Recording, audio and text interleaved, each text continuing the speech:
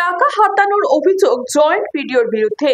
BDO অফিসের মূল গেটে তালা লাগিয়ে বিক্ষোভ কর্মীদের। এবার দুর্নীতিতে নাম জড়ালো জয়েন্ট বিডিওর। বিক্ষোভ শতাধিক ভিআরপি কর্মী।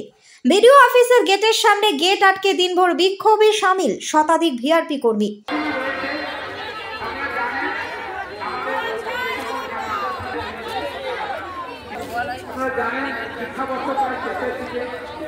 এবার দুর্নীতিতে নাম জড়িয়ে পড়ল জয়েন্ট বিডিওর। ঘটনাটি ঘটেছে বসিরহাটের মিনাখার সমষ্টি উন্নয়ন আধিকারিকের দপ্তরে।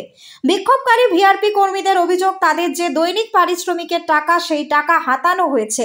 মিনাখা ব্লকের বিভিন্ন জায়গায় পতঙ্গবাহিত যে সমস্ত অসুখ হয়, সেই সমস্ত অসুখ প্রতিরোধে কাজকর্ম তারাই করেন। তাদের সেই সমস্ত কাজকর্মে পারিশ্রমিকের টাকা হাতিয়ে নিয়েছেন খোদ জয়েন্ট বিডিও। তারই প্রতিবাদে বুধবার সারাদিন বিডিও অফিস চত্বরে বিক্ষোভ দেখাতে থাকেন কয়েকশো ভিআরপি কর্মী। এমনকি সন্ধ্যা হতে জয়েন্ট বিডিও থাকাকালীনই বিডিও অফিসের মূল গেটে তালা লাগিয়ে বিক্ষোভ দেখাতে শুরু করেন এই সমস্ত ভিআরপি কর্মীরা, যার বিরুদ্ধে মূল অভিযোগ। সেই জয়েন্ট বিডিও সুবীর কুমার রায় জানান, বিষয়টি নিয়ে যা বলার বিডিও সাহেব বলবেন। যা বলার বিডিও সাহেব বলবেন। আমি কিছু বলবেন না, আমি কোনো অভিযোগ সবাই মনে করছে আপনার যা বলার বিডিও সাহেব বলবেন। কিন্তু ওরা জয়েন্ট সাহেবেরও নাম করছে, আপনারও নাম করছে, আমরা নাম করে মনে করে দেখেছি। অপরদিকে বিষয়টি নিয়ে মিনাখার সমষ্টি উন্নয়ন আধিকারিক সেলিম হাবিব সর্দার বলেন, এই বিষয়ে বলার অথরাইজড পার্সন জেলা শাসক। আমি এই ব্যাপারে কোনো মন্তব্য করব না। এই বিষয়ে কোনো কিছু বলার অথরাইজড পার্সন ডিস্ট্রিক্ট ম্যাজিস্ট্রেট। আমি এই বিষয়ে কোনো কিছু মন্তব্য করব না। আপনার ব্লকের সামনেই বিক্ষোভ দেখিয়েছে, এই বিষয়ে আমি কোনো মন্তব্য করব না। যদিও বিক্ষোভকারীদের দাবি অবিলম্বে তাদের টাকা ফেরত দিতে হবে, নয়তো তারা আগামী দিনে বৃহৎ থেকে বৃহত্তর আন্দোলনে নামতে বাধ্য হবেন। বিআরপির কাজটা করে মেয়েরা গ্রামে গ্রামে ঘুরে, প্রতিটা মানুষ মানে রাস্তাঘাটে দেখতে পাবেন আমাদের মেয়েরা, হয় ওই গ্রামে নয় ও গ্রামে, যাই হোক সাথে দেখা হবে। সেই এত কষ্ট করে আমরা 9 মাস অনিয়ম পাইনি, তার মধ্যে আমাদের 50 দিনের টাকা জেলা থেকে ছাড়া হয়েছিল।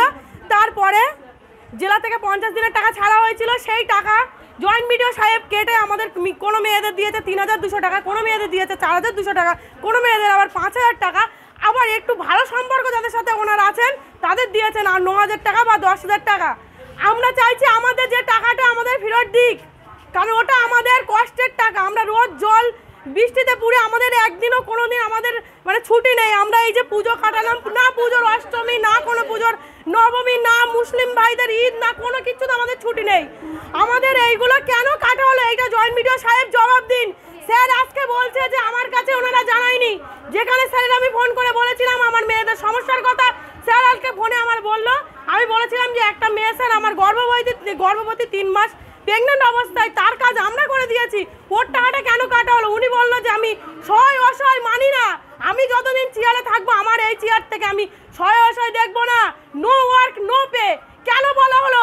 এটা মানুষ যদি হয়ে থাকে আমাদেরও দুঃখের সহিত উনি কেন পাশে থাকলো না? এটা কি ওনার কি বাড়ি ভাই বোন বা মা মাসি নেই? না মা বোনেরা সবাই ভালো থাকে, কেউ কি কোনো সময় অসুবিধাতে পড়ে না? না কে কোনোদিন প্রেগনেন্ট হয় না?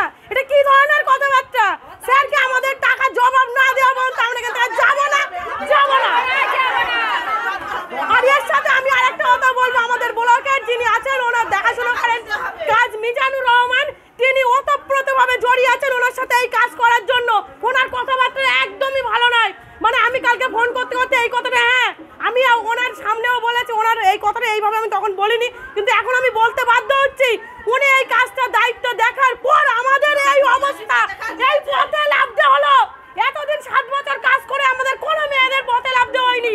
ওনার দেখাশোনার ভুল ছিল। উনি যখন টাকাটা ছাড়ে আমরা বারবার সুপারভাইজার কিছু, আমি Minakhan supervisor, Chapali supervisor, চৈতালের supervisor, দুদুতের supervisor, আমরা বলেছিলাম আমাদের মেয়েদের কদিন মাস্টার হলে টাকা ছাড়া হবে, আমাদেরকে প্লিজ গ্রুপে জানান। উনি জানাননি। ব্যুরো রিপোর্ট, নিউজ বঙ্গ টাইম।